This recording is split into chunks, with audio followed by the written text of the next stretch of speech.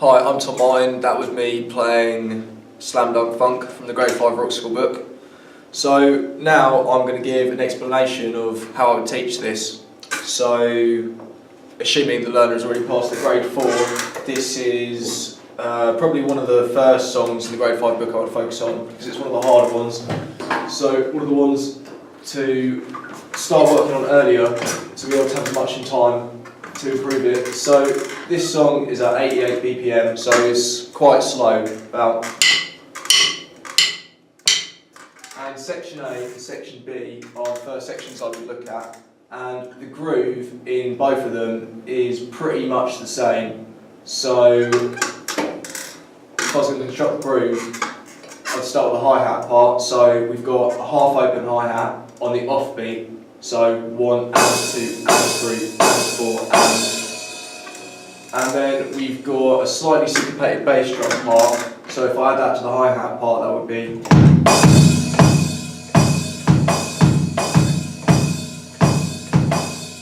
Now there are some slight variations, but that's just based off bar 1, which is a good basis for the entire groove for both of these sections. And then there's a backbeat on the snare on 2 and 4, and it's rim shotted, so it's.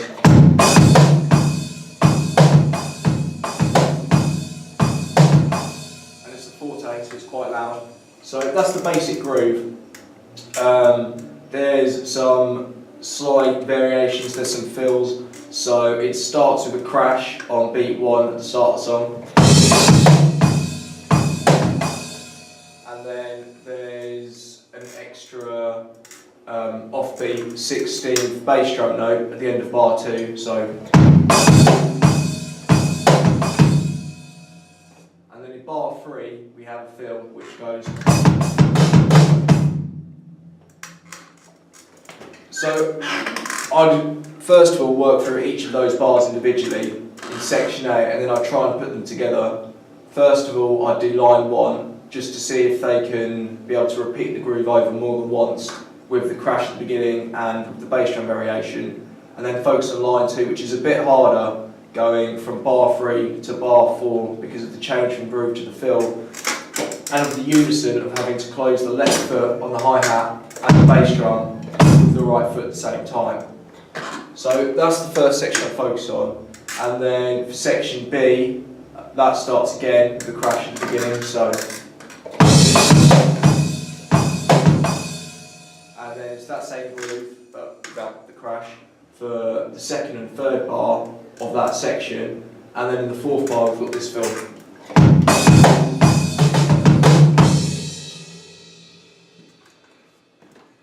So, for looking at this fill, the first step I'd take in teaching this to the learner is I would separate that from the first half of the bar, which is just based off the normal groove.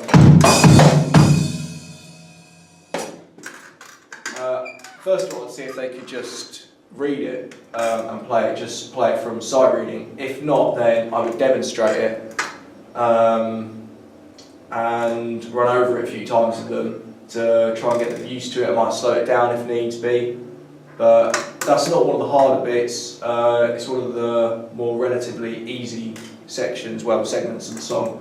So they probably picked up quite fast. And then into bar 5, the bar after that of section B, bar 5 of section B, bar 9 of the song. This is a slightly harder bit because the first beat, whereas before we'd have always a bass drum, sometimes a crash, this is left empty. So this bar is much more based on the offbeat feel. So if I'm going 1, so I'll do a count and play the bar, so 1, 2, 3, 4. So leaving the first quaver empty and then coming on the second quaver, the and of 1. So for teaching this bar, I would just give them a click myself. After demonstrating it, just give them a click myself and see if they can play through it and try and get them used to that offbeat feel of just leaving the 1. And then the next bar is just the same in the groove. The next bar is the same, but with the same bass drum variation that's used in bar 2 in section A. So I'd get them to use what they've already learnt there, as that's just repeated again in that bar. And then in the last bar of section B is this. So I demonstrate this first and see if the learners could then play it. It's not too difficult. Most learners seem to be able to pick this up just from reading, so it's not too difficult. But if needs be, I would run over it a few times, maybe slow it down, give them a click to play to. And then once they've got that, I would just get them playing through the whole of section B, see how far they get. Probably the hardest bit is going to be bar 4 of section B. So the 8th bar of the piece to bar 9, the 5th bar of section B, because of that, because of having no notes on the first beat of that bar. After the fill at the end of the bar previous. So this is the bit I focus on the most. If needs be, I just run over those 2 bars individually, well, those 2 bars together even, just a few times until they get used to it, and then get them playing through the whole section, and then add that on to section A, which should work pretty smoothly, as it's just the same groove for both sections. And then going into section C, again the groove is quite similar, but instead of the hi-hat, we're playing on the ride, specifically the ride bell. So first of all, I'd question them as to what that notation marking is, see if they can recognise it as the ride bell. If not, then I would explain it to them, and then I would demonstrate it. So I would do just a bar or 2 at a time. So the first 2 bars of section C go like this.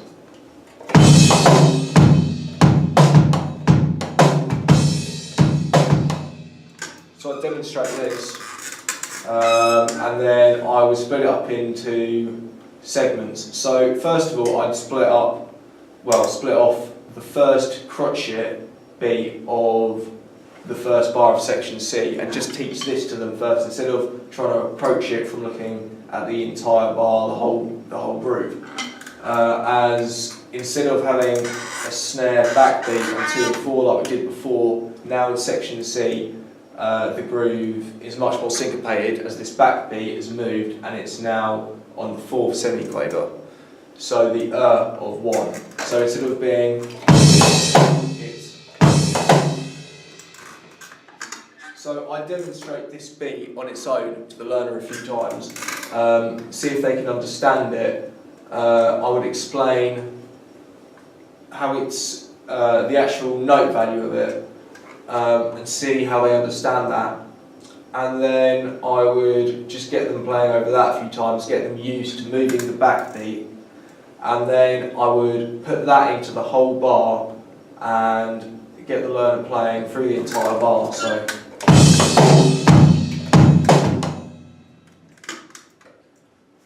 And then I'd see if they could read bar 2, which is quite similar, except for just one added bass drum note and a crash instead of the ride. So that bar goes.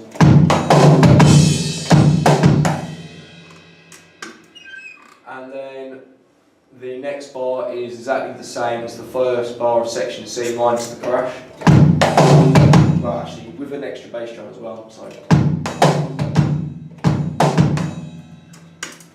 And then the last bar is slightly different. We have, there's a little fill in the second half of the bar based off the phrasing of the other instruments in the tune. So this bar goes.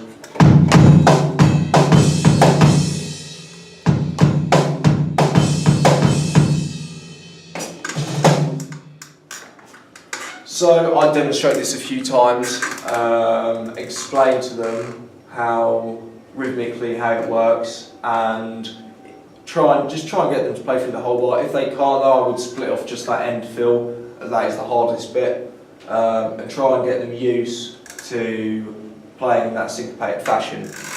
And then once they can do that fill, I would see how they do it playing through the entire section. So go right from the beginning of the section C up to there, well, up to that point, until they can do that smoothly and accurately and feel comfortable doing it. And then there's a repeat. So first of all, I would get them to play from the beginning of section C and just carry on playing and see if they clock and understand the repeat and understand what to do. If they do, great. If not, then I'll break it down. I'll explain how it works, and I'll explain how we switch from the end of the second bar of C to then bar 17 of the piece, instead of playing these two bars here. So this goes.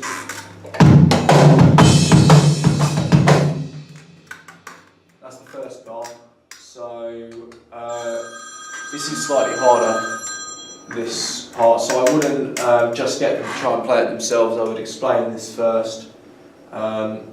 Most of it is based off the ideas previous, with different combinations of using the different foot patterns and switching between the ride and crash cymbal. But then in the fourth beat of the bar we have something new entirely, which doesn't crop up earlier, well actually at all in the piece. So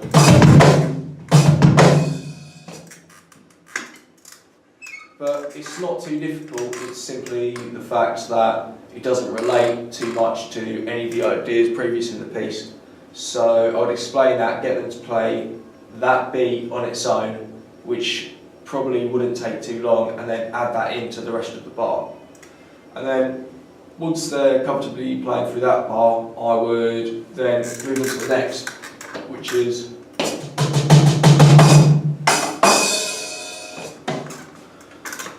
so it's relatively simple. The learner would probably be able to read this. The main element to focus on here is the dynamics. So whereas previous to this bar throughout the piece, it's all been in forte, so it's all been loud and heavy hitting. Now, when we come to the beginning of this bar, the learner has to start from a much lower dynamic level and then build up through that snare on.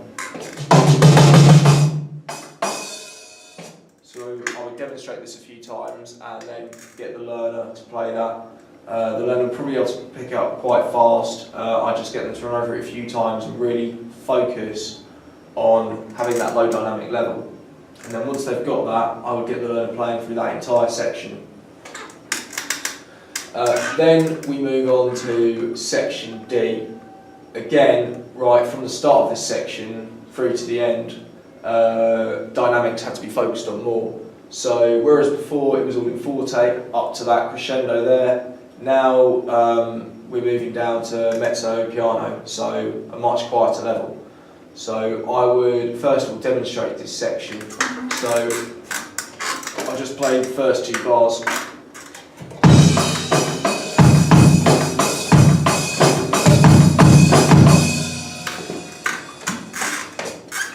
So this groove varies a lot from the basis of all the grooves previous in sections A, B and C. So this is going to present a new challenge, as they won't be able to use and relate a lot of the skills they've learned previously in playing the previous sections to this. So I would, as I just did, I would demonstrate it first, just the first two bars, and get them playing that round to make sure they're playing the cross stick on the snare and focus on keeping it at a much lower dynamic level. Then in the next two bars, the groove is nearly exactly the same, except there isn't a crash cymbal in the first beat. There's just a hi-hat, so those two bars go.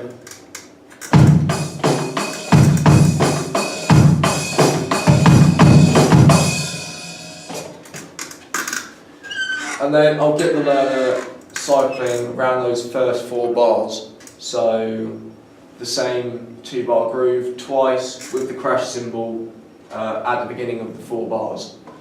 And then we have a repeat, so it goes around those four bars once, and then it goes around the first two bars again, and then we move further down to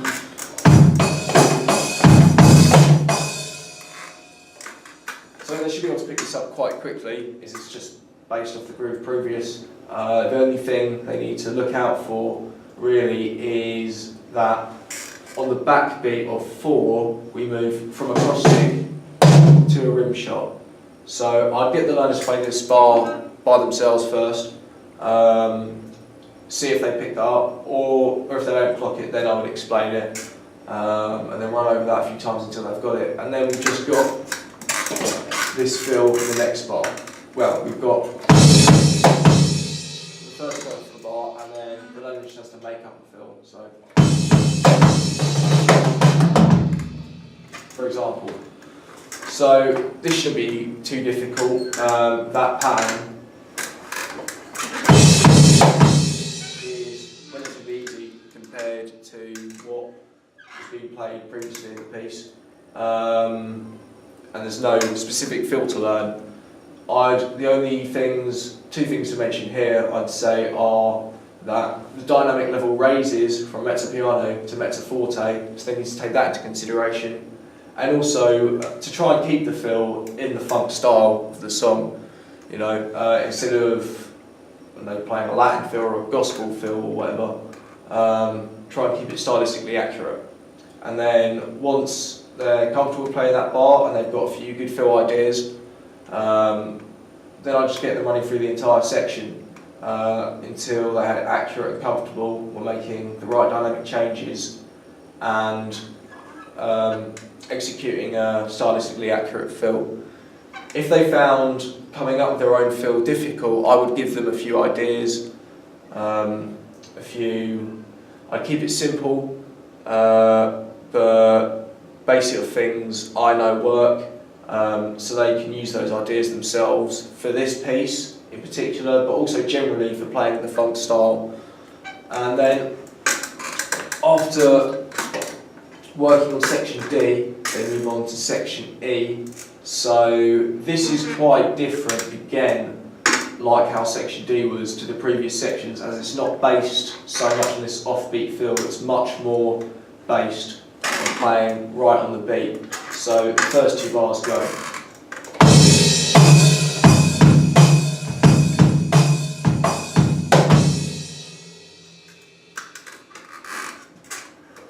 Now most learners at grade 5 level will be able to pick this up pretty quickly. The only real considerations to make are to keep the hi-hats half closed, not closed or fully open, and then making sure they play the last beat of the second bar rhythmically accurate. So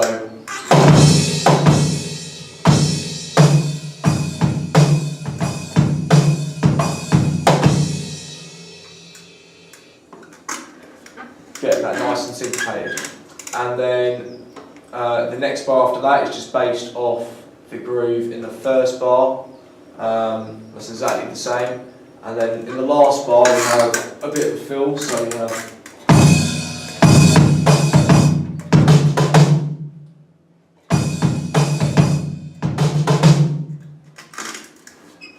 again, most learners at grade 5 level would probably be able to pick this up quite quickly. One consideration to make would be the opening and closing of the hi-hat. So the first 2 hi-hat notes played are half open, but then on the offbeat semi-quaver note, we're going to have, then that's fully open. So the learner would have to take this into consideration. If they couldn't pick it up just from playing it, I would explain it. And then the rest of the bar just goes.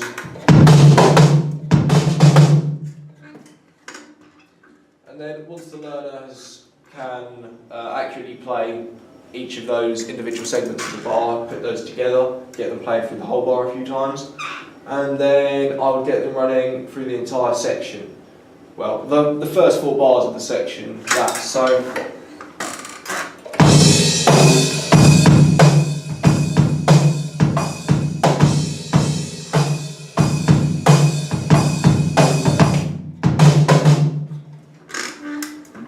Another consideration to make is, again, dynamics, as it goes from mezzo forte from the bar previous to forte for this section.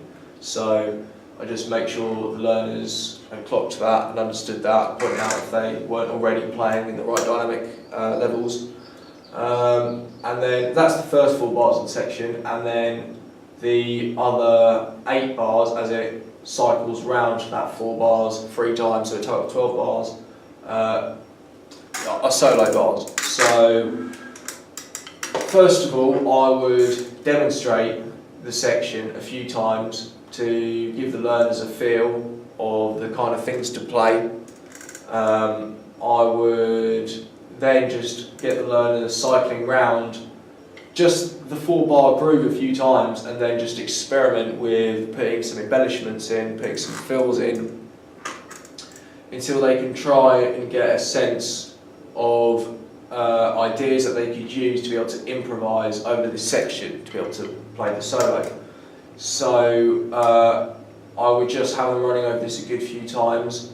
If they, again, like with the fill previous at the end of section D, if they found it hard to come up with ideas, I would give them ideas myself, things that I know work, particularly in the funk style, so they can play it stylistically accurate. And then, yeah, just cycle over the section a few times.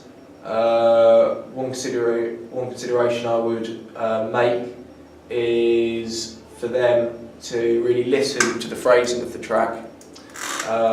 And also, I think particularly for this this section of this song, that they don't need to go too crazy. They don't need to play anything too fast, too choppy.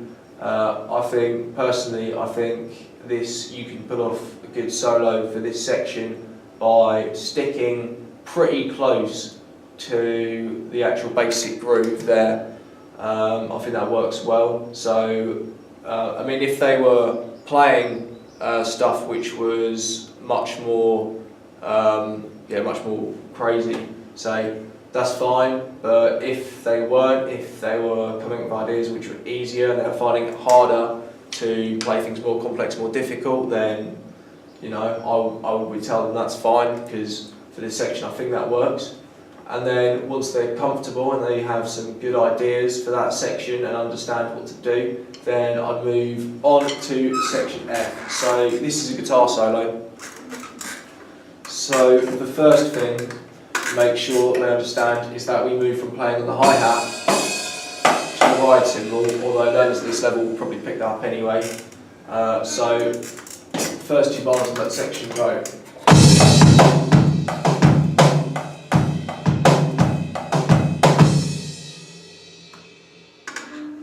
So I'll just get the learner to try and read this for themselves and play it. A learner at this level will probably be able to pick that up pretty fast. It's easier, I think, personally, than the sections previous to it, all the sections previous to it really. I would just make sure that they carry on playing rim shots, and again, like how it was in bar, like how it was in section E, to get the rhythmical ending right for the last crotchet note of those 2 bars. So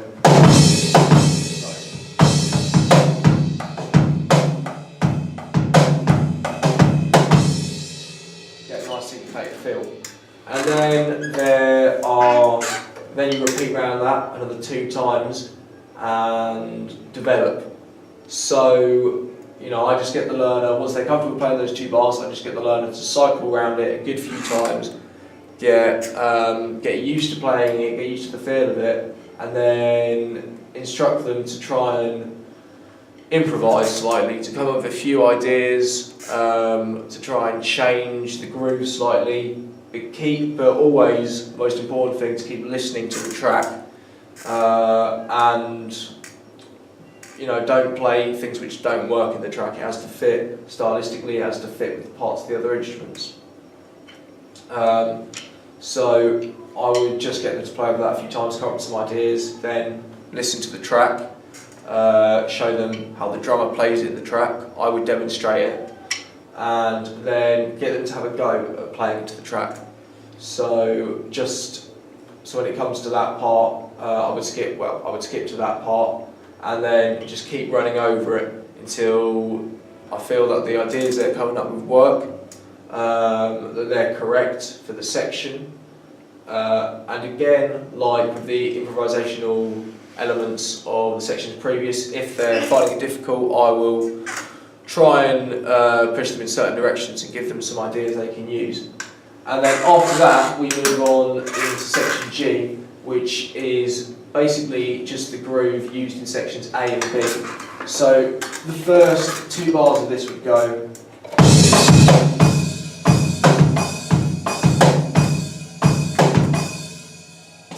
So I would expect a learner at this level just to be able to read and play that, as it's just the groove they've used previously. If they approach the section purely from a sight reading perspective and find it difficult to sight read it, then I would point out the link between that and the groove in the previous sections, and then they should pick that up pretty fast. And then the next 2 bars after that are.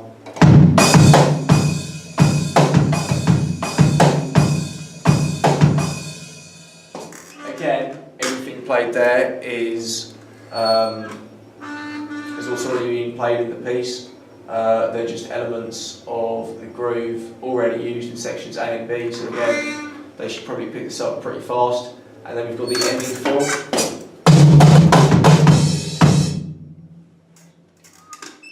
This fill is pretty similar to the fill used in bar 12. There's just a slight variation. Instead of playing this for one of the notes, they do a flam on the snare, and then there's a slightly different ending. So this is the main consideration I would make. So from the second beat of that fill, it goes.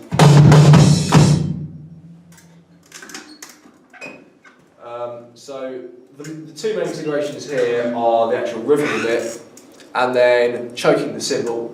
So I would demonstrate this fill just by itself a few times with the learner, then get the learner to look at it, try and take it in and understand it, and then have a go at themselves, cycle around it a good few times until they feel comfortable, and just focus on getting a nice tight rhythmical ending and choking the cymbal. Once I feel they're comfortable playing that fill, then I would just get them to cycle around that section a couple of times, but not much, only a couple of times. As apart from that slight variation in the ending, the rest of the section is just based off the previous grooves. There's not a lot of point in cycling over this section too much. And then once they have that section down, I would start from the beginning of the tune and just get them to play through the whole thing. If they found it hard to keep up to speed and couldn't play it tightly or comfortably or accurately, then I would just slow it down, either set a click myself like that, or put a metronome on at a speed at which they found it comfortable, and then slowly increase it until they get it to the 88 BPM there. And then once they can play the song accurately and comfortably and tightly at that tempo, then put on the track and get the learner to play through it a few times. And that's pretty much it.